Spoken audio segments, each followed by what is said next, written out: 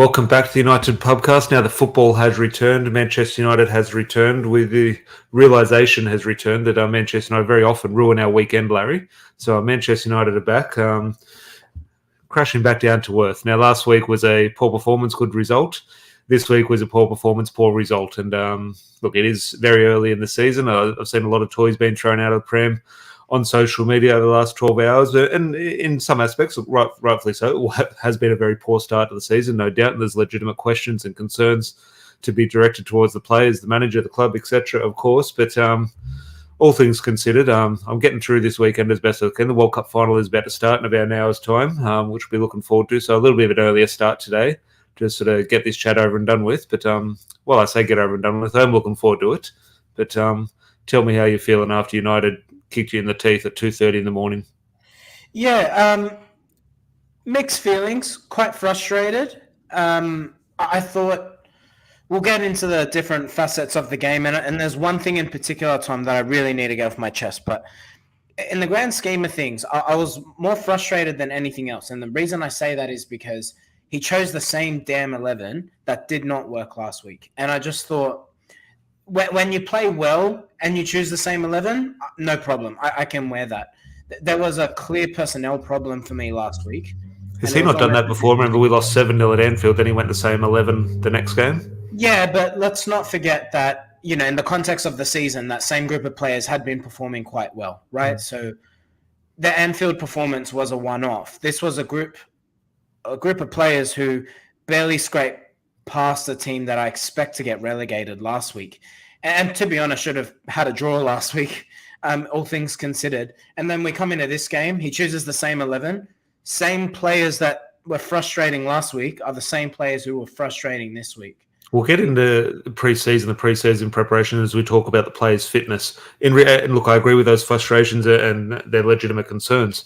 But in regards to, I'll sort of raise my sort of discontent around the pre-season preparations, but we haven't had a proper pre-season in regards to preparing for a season, both tactically and physically. So I'm just thinking, let's just draw a hypothetical where this is Erik ten Hag's preferred 11. Now, obviously, things will change throughout the season, but on paper, if he thinks this is his strongest 11, what he wants to go with, he hasn't had a pre-season where he can sort of just play them through a little bit of bad form and get them familiar with each other. So it's almost he's had to do it in the first two games. Now, obviously, it comes at a cost when results are up for grabs, of course, and you do have to change things to get over the line. But just does the preseason excuse wash? Because let's not forget, the same group of players went to Australia last year. I think going to the US is a much easier ride. No, this is far worse because in Australia, they stayed here for 2 weeks and trained.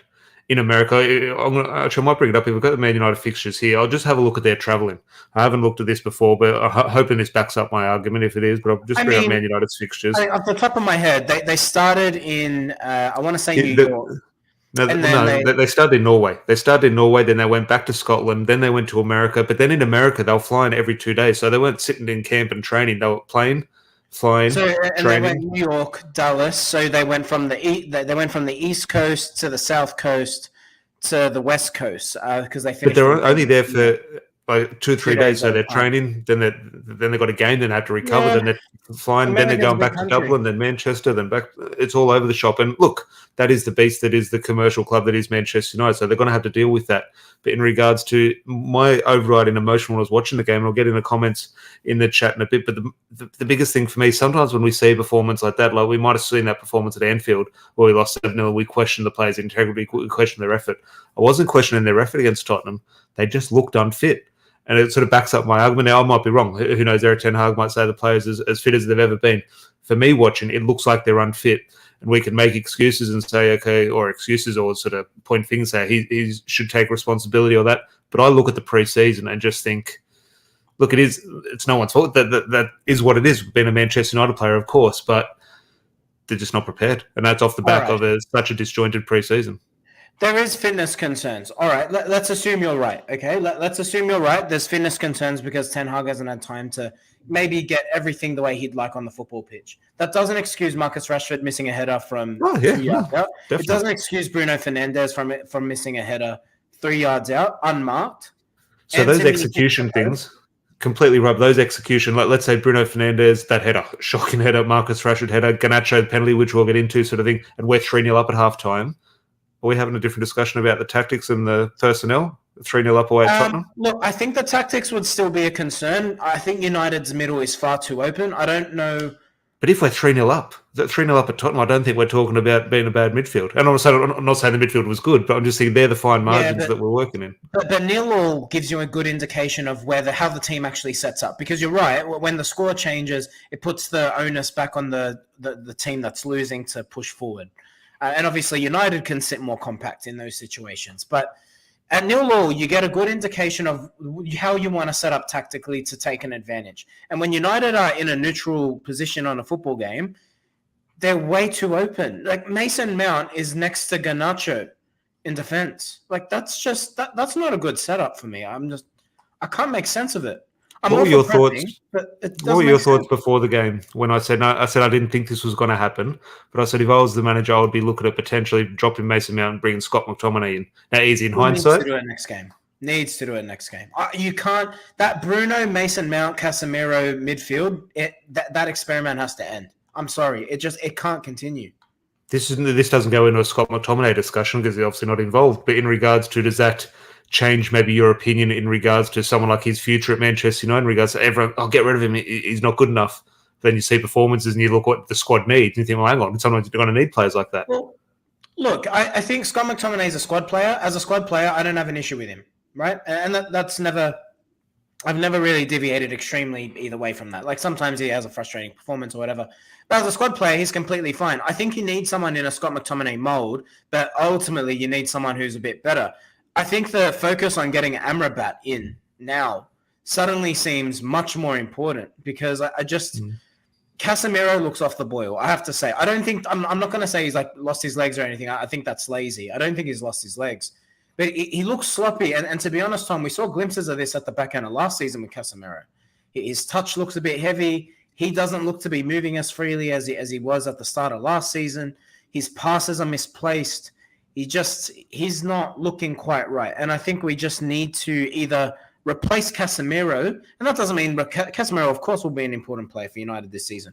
But I wonder if Ten Hag's going to persist with this high press and the way he's utilizing Mason Mount, then you need to get someone who's a bit more mobile as a 6, or you got to replace Mason Mount in the team and get someone to sit alongside Casemiro. But whatever it is, what's happening right now cannot happen next week. Yeah, no, definitely needs to change performance and results, no doubt. But before we go through a bit of a 1 to 11 and 1 or 2 talking points throughout the match, just say good day to everyone in the chat. Appreciate everyone throwing their comments in. But Rob, good to see you, mate. A tough day, I know. So disappointed again regarding we support no matter what. Yeah, it's one of those things. The season's going to get worse than this at some stages. From the Onana's ball out to Garnacho in the first half. Whew. Well, I want to get into Onana, and in a good way, but just in regards to an interesting discussion around Onana. But yeah, everyone thinking how bad this is at the moment. I don't want to sort of put a damper on everything, but we're going to have far worse results this season than losing away at Tottenham. You're going to have to deal with that. They don't have a striker themselves, and they've put 2 past them. By the way, you've knocked Basuma a couple times on here. He had a game. Yeah, no, he was good. Well, yes, he was good yesterday, but I compare that with maybe our midfield not being as good. Fair play to him. Midfielder last week who also had the game of his life, didn't he? So maybe it's it seems to be a trend when Man United rock into town, everyone gets their game of the season out of the way. But Al, good to see, mate. I'm glad Erik ten Hag is getting some scrutiny. Erik ten Hag has to be questioned regarding his transfers. Never liked the transfers. I don't think it's a case of being glad. I think Ten Hag will get it right. And the thing I like about Ten Hag, when we do get it wrong, we saw this last season. I think glad in regards to even discussion. Yeah, and he deserves it though. Like, I think we'll criticize Ten Hag when he gets it wrong, but it doesn't mean, Ten Hag out or anything like that, which I've seen some of on Twitter this morning, which is laughable. But Rob, he needs to get this concerned me. This concerned me, especially late in the game, the amount of chances we can see compared to last year. And again, some of them, I looked at my initial reaction was effort, and I said start running. Then I did put it down to fitness, and maybe that's lazy of me. But I did see, just when Eriksen came on, just a little bit laboured sort of thing. And we're working up. You want to talk about players who look like they've lost their legs? He looks like he's lost his legs. That's where we'll get into the Mason Mount discussion in a little bit. And Mason Mount's coming in for a lot of criticism at the moment. I think were happy last year with Christian Eriksen. I think Mason Mount's an upgrade on Christian Eriksen. So I think the over-the-top reaction to Mason Mount at the moment, is that a little bit over the top? There's genuine questions about him. It's not a criticism of Mason Mount as the player, to be honest. My criticism is actually of Ten Hag's utilization of Mason Mount in this, whatever you want to call it, a midfield three. It's not working. And I'm not against revisiting it later in the season, even in a month's time. But clearly, like you alluded to, Tom, he needs more time on the training pitch because whatever's happening at the moment, Mason Mount's playing striker in defense. And that's simply just, we can't be that open. Yeah. No, you're definitely right. Matt, good to see you, mate. Hope all is well, keeping well, and can't wait to see Hoyland. Yeah, when we actually have a striker up the front, it was interesting, Roy Keane's comments. That's a concern for me in itself. Sorry, man. I feel like I'm cutting you off a lot, but... No, but... Now we're pumped for a 20-year-old to resolve all of our problems. Yeah. I don't think it's a 20. I think it's a striker. I think someone there maybe have Marcus Rashford. He was in a mood, wasn't he? And I just think when he's through the middle and not quite at it, if you can get him back to left and have someone up front like Anthony Martial came on. Now we're fans of Martial. You're obviously a huge fan. Roy Keane gave his honest thoughts post-match to bring Anthony Martial. Well, harsh. Look, it is Roy Keane. Look, and Roy Keane, I love Roy Keane. Like, he's right and he's wrong. And I'm just thinking... He came on in the 87th minute. Like, what did you want him to do? Roy? Yeah, okay, there was nothing he could do. But even if he came on the 77th, like, he wasn't... Just in that game, just because, not him, the collective, nothing was going to work. We were just off it.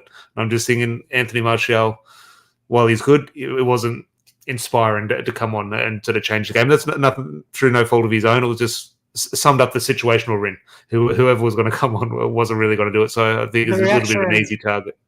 The reaction of Roy Keane and Gary Neville to Martial was that was compared to, say, Fellaini. Is Martial really Fellaini caliber? Is that the way that these two Manchester United legends want to go? Come on. Well, we'll go start at the back, 1 to 11. Actually, before we get into because I think that'll generate a lot of the played performance discussion, and then we get into our 3-2-1s. Forgot about the 3-2-1s. But before we get into that, we were discussion just before we went on air, the penalty. Just your thoughts. I have to sit here and just accept it, unfortunately, and just say, look, we got away with it last week. In terms of the discussion, it evens itself out. There was a stonewall penalty against Wolves. It wasn't given. I just have to accept, okay, we're going to unfortunately concede or not get a stonewall penalty in our favour. I thought it was maybe going to come in 2 or 3 weeks' time. It came in the first half of the next game. So I'm just thinking, I believe now, call me a cynic, I believe the referee, VAR, knows it's a penalty. I believe they wanted to give it not wanted to give it, but we're going to give it as a penalty. But I think whether this be a conscious effort or a subconscious effort, said, they got away with it last week, let's not give it to them, because it is a clear penalty. No referee can see that. In terms of, especially when you compare to other, and this is not me complaining because we got away with it last week, so I had to take it on the chin. But where do you sit on that argument in regards to, can you accept it, or are we in a position where 2 wrongs don't make a right? Look, 2 wrongs don't make a right. But in saying that, I think the season evens itself out over time. Yeah. So when decisions go against you, some decisions go for you, and vice versa. So what you're saying is fair. I have to say, I really hope that the referees don't have that prejudice in their minds. That being said, that's not against Manchester. That's just whatever individual relationship that person has or feeling towards something. They're only human. When your hand's out like that, you can't ignore that. Penalty. That's stonewall penalty. There's no question. Like, there's not even a debate to be had. It's a penalty. But, like, there wasn't a debate to be had last week. That was a penalty. Yeah, that's what I mean. So, look, it's frustrating. It feels a little bit robbed because that goes in 1-0, a different game. I'm going to ask you an uncomfortable question, potentially. Well, it depends what you say, I suppose. Garnacho, 2 weeks in a row he starts. What have you made of his starting position over those 2 weeks? Same as last week. You'd rather him coming off the bench in the last 20 minutes and perform like that, not have to rely on sort of breaking a team down. I'd say that discussion around 0-0 at the start of the game, how you want to play. At the moment, Garnacho's not doing that. Will he do that in 5 years' time? Maybe, maybe not. Who knows? That'll be the challenge for him and Erik ten Hag. But at the moment, he shouldn't be starting for Manchester United, in my opinion. Maybe off the bench 20 minutes to go, he could be brilliant. But at the moment, especially where we're playing and trying to sort of find a bit of a groove and sort of get things over the line, a kid out on the wing who does have the ability, but a kid out on the wing isn't the answer to good performances as a team. I'd agree with that. What about Anthony? What did you make of his performance? I thought, I don't know if it was like a woeful performance. Definitely poor. Definitely poor. Now, he definitely got through a lot of work, and sort of him and Wan-Bissaka were quite sort of solid defensively, I thought at times. But obviously, you look at the other end of the pitch and he needs to make things happen. Again, I would put a lot of things down to Garnacho and Anthony in terms of fine margins, very close to maybe an assist or here or there, and we're having a different discussion, and maybe his confidence goes up. But ultimately, that doesn't happen. So far, Manchester United, though. Many players, but look, Anthony definitely has that price tag, and I thought he was poor. Again, I don't know what sharpness or fitness, but poor in the sense of Casemiro was poor. The same thing now. They play the game in different ways, but I just thought Casemiro was poor, Anthony was poor, Garnacho, Rashford. I'm just saying, I don't think it's poor. But it's just, I don't think it's poor in regards to, okay, they're not good enough, or he doesn't have the ability, or lost his legs, or all these things. I just think sometimes throughout a season, everyone wants to start the season well. And now I'm not putting this down to 2 bad days at the office, because we're Manchester United, you need to start having good days. But ultimately, sometimes you have bad days at the office. If one of these games came in November and one of these games came in March, we wouldn't be talking about them. But you put them two together at the start of the season, suddenly it tells all these, sort of highlights all these problems. I'm just thinking they might do, or they might just be 2 bad games. I think in regards to this team has performed. Erik ten Hag has shown he's made the good decisions so far in his time at Manchester United. I have faith that, now this might be blind optimism, I might be wrong, but I have faith that... You optimistic? Look at this.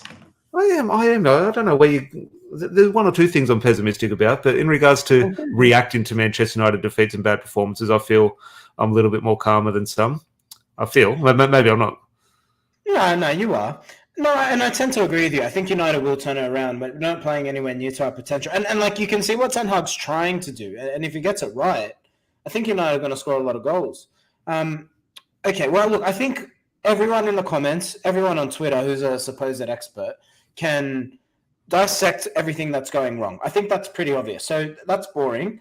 How would you fix it? Tell me what you would change in the next game. What 3? Give me up to 3 things. Give me 3 key things that you would change in the next game. Weirdly, actually, maybe take Lisandro Martinez out. Do I throw Victor Lindelof in there? Just something different. Just maybe I don't think he's been at it. I think, and look, I thought Lisandro Martinez is our best player in pre-season. And look, I absolutely love Lisandro Martinez, but I think Rafael Varane has been good, and we're conceding chances. Now that's obviously off the back of sort of further up the pitch in terms of they're coming through our midfield and getting at our back 4. But Lisandro Martinez, as much as I love him, I don't think he's been at the races. I think 1 or 2 sort of late challenges, sloppy at times here or there with the ball. I'll try Victor Lindelof. And look, I'll lose no sleep if Lisandro Martinez keeps his spot. But I think Lindelof, I won't lose any sleep if he comes in. You'd change something in midfield. Now, I could happily keep that same midfield, but just change the shape.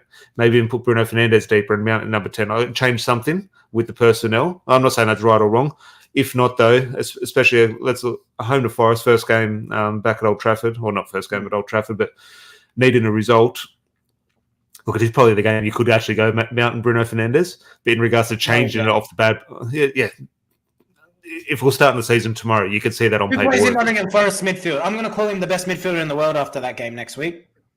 But I would actually, and look, people say there's bias or not. Off the back of what I've seen in the 2 performances, I would go Scott McTominay. And again, that's not the answer to us going to have a successful season. Yeah, but just for right now. Just in regards to now, in terms of fixing a little bit of a problem, shoring things up, I would go Scott McTominay next to Casemiro. McTominay started last season in midfield and he played really well. And then once he dropped off a bit, Casemiro came in and never lost his spot. Like, I agree with you. There's nothing wrong with rotating your... That is literally why you have a squad. And Ten Hag has alluded to, we have a lot of games, we've got to have a big squad. And I think United's next 6 games, 4 of those are at home. And it's a very favourable draw. I'm going to tell you who Manchester United have over the next 6 games. So, got Nottingham Forest at home, got Arsenal away. It's going to be a massive game. Brighton at home, Burnley away, Palace at home, Brentford at home. United got to be winning. Look, Arsenal away is a tough game. If you get a draw there, that's a victory as far as I'm concerned. The other games, very winnable. United need to go on a run. If we're serious about being in a title challenge, outside of that Arsenal match, I'm expecting at least 3. I expect 3 points out of every game. I really do. Yeah, not wrong. And 3 points out to start against Forest, no doubt about it. But I just want to start at the back in regards to, and this is not a criticism, this is almost praising. I think he'll come in a discussion quite comfortably when we have 3-2-1s. But Andre Onana, the goal's nothing to do about that. Maybe nothing to do about the goals. It is what it is with those. Just in regards to, I'm going back almost to the David De Gea discussion and the treatment David De Gea got, and I was sort of in a very sort of small minority saying David De Gea is not the problem. I don't care if you're going to be playing out from. Oh, Tom's turned into a robot. I'm going to kick him out. Tom, if you come back, you can defend David De Gea. But until then, it's just me. I think what Tom was going to say is Onana's performance. Obviously, some people been a bit critical of Onana. I thought Onana, once again, a good game. I think Tom's back, so I'm going to see how he's going. Hey, buddy. Yeah, I think that was on my end. A little bit. I could still hear you talk. You came through crystal clear. But yeah, he alluded to my thoughts in regards to David De Gea, playing him out from the back in terms of last year's criticism of him saying, if we had a better goalkeeper, would be better in terms of playing out from the back. I'm just saying now we have that goalkeeper, and Onana's playing good football out of the back. No, nothing groundbreaking, but doing better than De Gea, you would say. 1 or 2 really nice passes. Did it make us better? But this is the thing, though. I think, and this is the criticism with Ten Hag and getting the balance right. Because we've signed Onana, it's very clear that Ten Hag's basically said, all right, I'm actually going to play the tactics I want to play, which is this high press. I think it will make us better. But I'm just thinking in regards to the direct, okay, get rid of David De Gea and we'll start winning games. I think that's not the case. Like, we weren't scoring goals because strikers weren't scoring goals, not because David De Gea was playing on club. The way United are playing has actually fundamentally changed. Like, I actually think the Onana signing has been the license for Mason Mount to defend that striker. But I actually think that that's what's happening now. He wouldn't be doing that without Mason Mount. Without Mason Mount. He wouldn't be doing that without Onana. You're frozen again. Huh?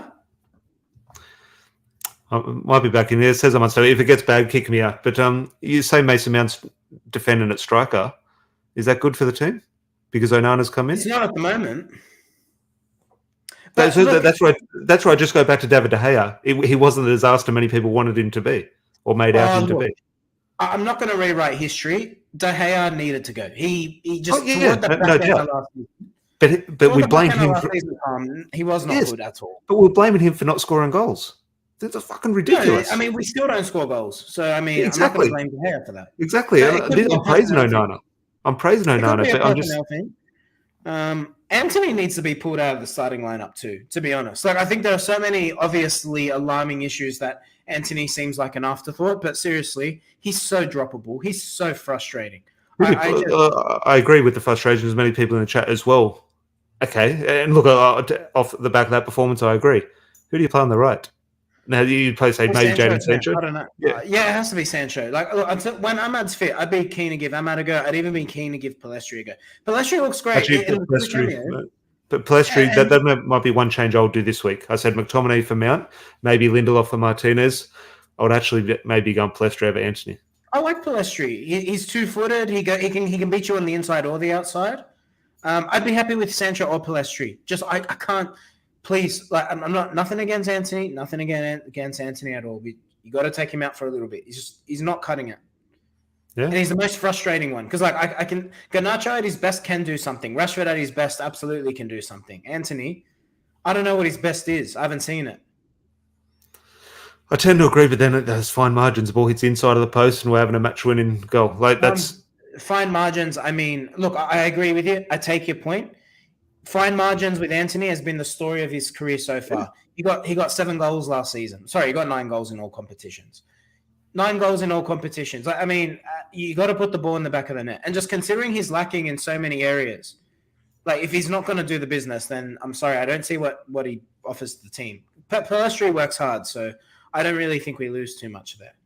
Well, Pellistri works hard, no doubt, but Anthony's obviously defensive, just in shape in terms of knowing where Eric Ten Hag wants him to be. Is obviously unrivaled within the squad. Like, I watched the game a little bit differently, especially wingers. I remember at midfield, I always sort of giving my jobs to the wingers in terms of where to be. So I do watch Anthony off the ball a little bit, and I understand why Eric Ten Hag. I share the frustrations when he has the ball.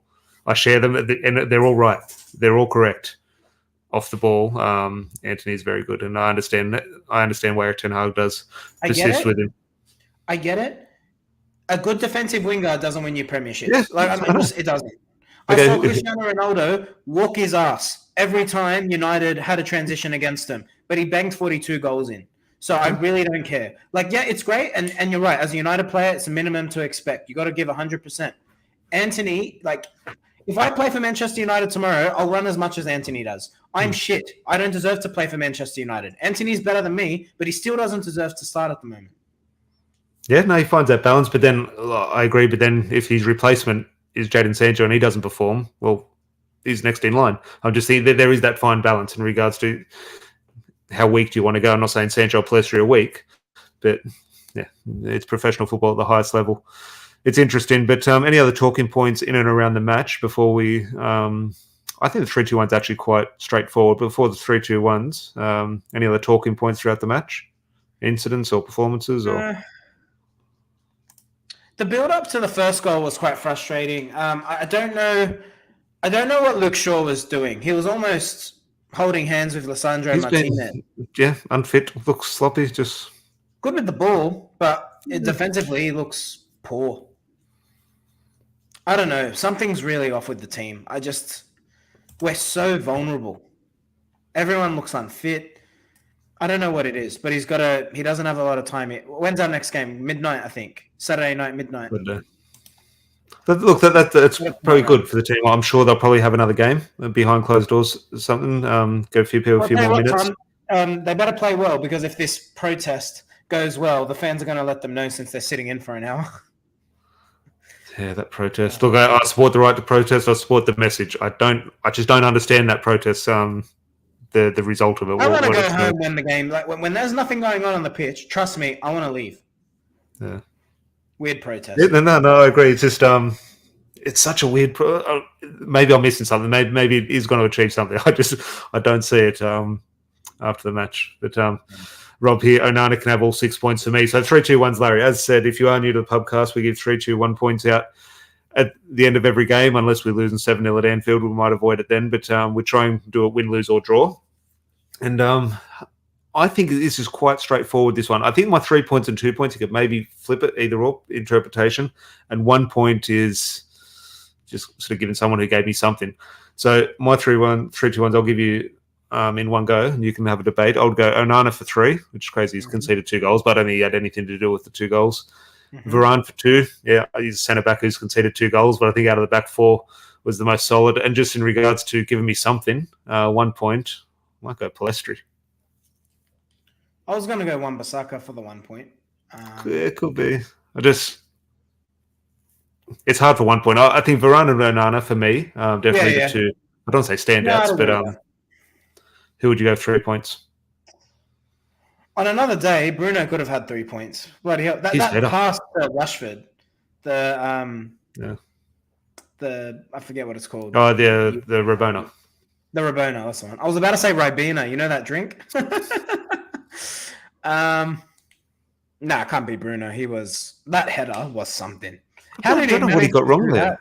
I don't know what he got wrong. I think he flicked too early.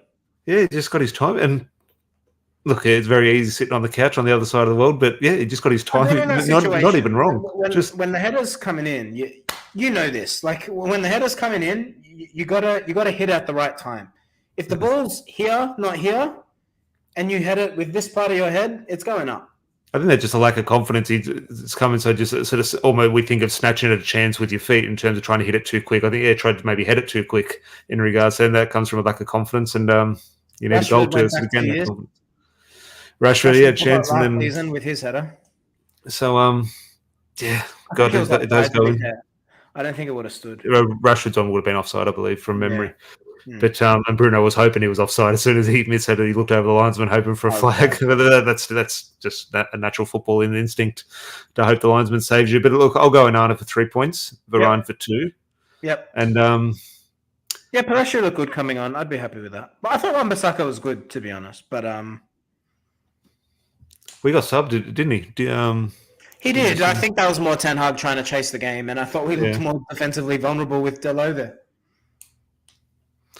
Yeah, I don't mean, it's the age-old debate, defensive and attacking. I thought Delo looked a little bit more dangerous going forward, but as the game wore on, we sort of under the pump a little bit more on defensive. We looked a little bit more fragile, so definitely a tricky one. But it was. I think Eric Ten Hag wasn't sort of panicking towards the end of the match, but he just knew it wasn't our day, and whatever sub he was trying to make, it just put something. Hopefully, something changes. And there was no real plan, and when there's no real plan, you're not going to be successful. So a hard one there. We'll go Palestri for 1 point, Varane for 2, and Andre Onana. Is that a good start to his career in regards to the 3-2-1s? He could be in for player of the season. Already David De Gea won it too many times, unfortunately. Hopefully it's not a trend where our goalkeeper continues to be our best player. But any other talking points before we do move on? There was, look, let's not have another discussion about it because we know all our opinions and all our emotions about it. A slight potential U-turn in and around the Mason Greenwood situation. Because look, it's from Neil Custis and the Sun, but Samuel Luckhurst has now reported on as well. Neil Custis, he's been working with and around Manchester United for God knows how long, for 20 years. He always gets sort of one big story right a year sort of thing. So it is from the Sun and we take it with a pinch of salt, but he's in and around Manchester United news. And I'm just thinking Mason Greenwood obviously has a relationship with the Sun newspaper as well. So I'm just thinking Samuel Luckhurst has picked this up. And just off the backlash after the last couple of days in regards to the articles and statements coming out, could you see a situation? I don't think this will eventuate. I think the decision's been made. I think he comes back after what we have seen. But with the backlash, is there a scenario where Richard Arnold is going, oh, hang on, let's readdress this? It's possible. I don't know. I really don't know. I don't know what to say. I'm over it. I'm sick of talking about it. I got to be honest though. If Richard Arnold's changed his mind, while it's the right decision, I think that's more leadership. I almost feel worse, which is crazy. I don't want him back, but I feel worse in regards to knowing that they want. If he decided Mason Greenwood's coming back, stick to your guns. Honestly, stick to your guns, because I just think, I'm pleased it'd be the right call, but it just shows a lack of leadership that we've all suspected. That's what I was saying 2 or 3 days ago. I was saying is Richard Arnold's his job on the line, like in regards to whatever way this man pans out. His face is next to Mason Greenwood in this. Not immediately. I think where his job would be on the line if major sponsors start coming out with their own public statements condemning the club for that decision. Look, I don't suspect that would happen, to be honest. But if you see major sponsors start pulling out of deals, not willing to renegotiate their existing deals, and the reasoning behind that being this decision, I think there is a case where his job could be on the line. But I don't think you'd see any immediate impact. I mean, look, I have to be honest. Again, I'm not one to knock any fan for having their own beliefs. Everyone who's threatening of cancelling their season ticket, they're not going to cancel a thing. They'll be there the next game. They'll be just... You say that, and look, I agree in regards to some of the Twitter accounts we see and voices like that. I think, I think there'll be certain parts, and especially let's not sort of categorize them too much in regards to all these things, but I would say potentially large chunk, or not large chunks, but sections of the female fan base. I think they will potentially give up the season tickets. Yeah. No, I get it. And if a female, that's where it gets tricky. If a female's doing it, a male should be doing it. We should all have the same sort of standards and morals and values sort of thing. So that's where it does get tricky. I don't know. I feel a bit funny with it. Like, I don't think Mason, like I said when we did the episode on the whole Mason Greenwood thing, I don't think you deserve to play elite level football for one of the world's biggest football clubs if you do what he did, right? I don't. I think it's such a privilege. So I mean, that's my position. In saying that, that's what the Talk of the Devils podcast did. They use that word privilege. Carl Anker, Andy Mitten. So it's a privilege to play for Manchester United. And they're right. It is a privilege. It's so hard to make it in the game at a top. It's hard to make it in League Two, let alone make it in the Premier League, let alone for Manchester United, Tom. But the other side of me, and this is maybe the more forgiving side of me, I suppose. Forgiving, I don't know if that's the right word.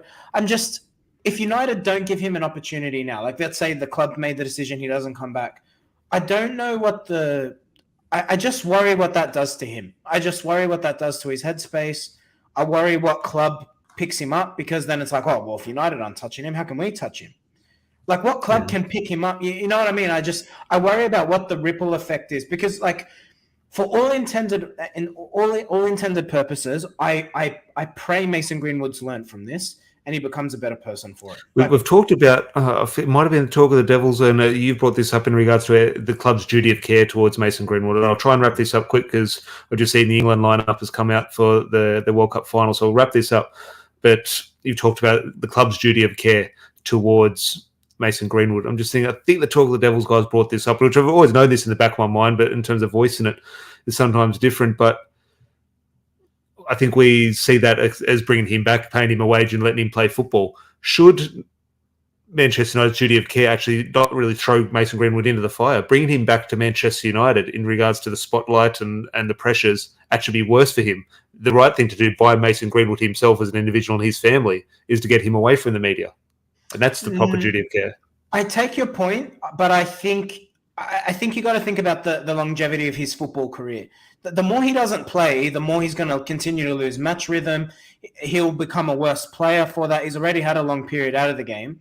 So I think that the longer he doesn't play and is integrated back into a team environment, an elite team environment, his footballing career is going to look worse and worse. His potential career is going to seem worse and worse. Now, granted, he's brought all of this on himself. So, I mean, you can make that argument.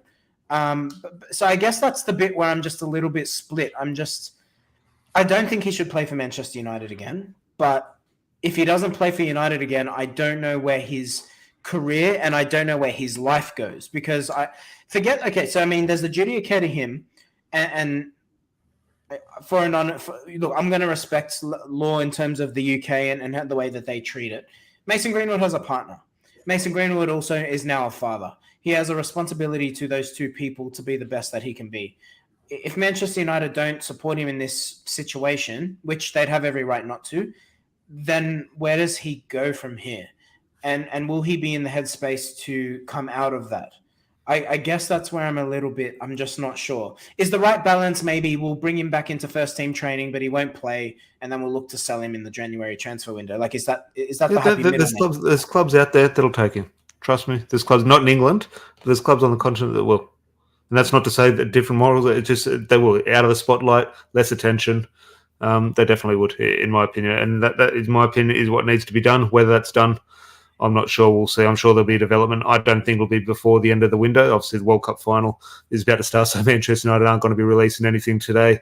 But Elliot, good to see him last night and have a couple of beers. Good to see. We had this chat about. He's, of my opinion, they just can't bring him back. I agree, mate. Al here in regards to Anthony's got another drama, another day at Manchester United. Anthony's is his case similar. While it's similar at the moment, while it's not similar at the moment, is we don't have, the public has no evidence, and Anthony is denying the allegations, and he hasn't been charged as of yet. So it'll be interesting if he is charged. What happens then in regards to Manchester United's actions? You'd think they'll have to take the same stance as Mason Greenwood. While it's different in regards to the public perception, in my opinion, Larry, we don't have any evidence. He's saying no, and we don't have videos, we don't have photos. And should that make a difference? I'm not sure. It makes a difference. Yeah, for me, it's the audio. In the Mason Greenwood case, it's the audio. I mean, the photos are the photos, but I heard you can't unhear what he said. Yeah. And yeah. Look, we'll be having many Mason Greenwood, and hopefully not answering discussions. Yes. But I'm sure we're going to. Only Manchester United number 9 that there is at the moment, it seems. Who's this? Toon. Number 7, Ella Toon. Number 7 for Manchester. Yeah, I know. I'm saying she's the only number 9, like a striker. I mean, as a position. Sorry for the confusion. She plays in 8 today for England. She's probably more a central midfielder for me. She can grab a goal though. But so Rob, the England starting 11. Ella Toon does start. Katie Zellum is on the bench, but obviously Mary Earp starts between the sticks. So that starts at 8 o'clock. Look, we might go if maybe Ella Toon or Mary Earp saves a penalty or something. Potentially we might go live post-match, depending. Obviously, a lot of people will be online. So if there is anything sort of valuable to discuss, make sure you are sort of hit that notification bell so you can join us post-match in the World Cup final. If not, we'll be back, I'm sure, discussing something around Anthony or Mason Greenwood in 24 hours or so. But hopefully maybe an incoming transfer or something a little bit more exciting. But do appreciate everyone's interaction in the comments today. Therapeutic, Larry, in regards to, or does it still feel like we just lost 2-0 at Tottenham? I'm not happy. Were we stupid to be sort of excited for this season? Because it just kind of hit us like a ton of bricks when once it started. No, we weren't. I think it will be all right. I think we're just. And HAG'S just trying to, he's trying to get the balance right. I think the reaction has been way over the top. Like, yeah, it's been bad. It's been poor, no doubt. Did you expect anything less? Yeah, probably not. Yeah, I've got to get off of it. I love it as well. Rob, we correct. I just don't want to see Dilly and Dennis on my timeline. I don't even follow him, and I see his posts all the time. Yeah, he's going in hard on Logan Paul, but that is a debate for another day. But in regards to the UFC, I was at the pub trying to cheer myself up today, and one fighter I've been following for a few years now, so shocked the world, had an unbelievable result, and is now world champion. And I think he'll be the next face if Conor McGregor sort of takes other ventures. This Sean O'Malley, extremely fun fighter. He's now world champion, so of his weight division. So that cheered me up a little bit. But hopefully now the Manchester United trio can go and become world champions on Australian soil, about 25 minutes east of me. That'd be fantastic to see. And if they do, as I said, we might go live to discuss the fallout and Manchester, more world champions at Old Trafford. But pleasure, Larry, as always, and chat to you soon. Cheers. Cheers, guys.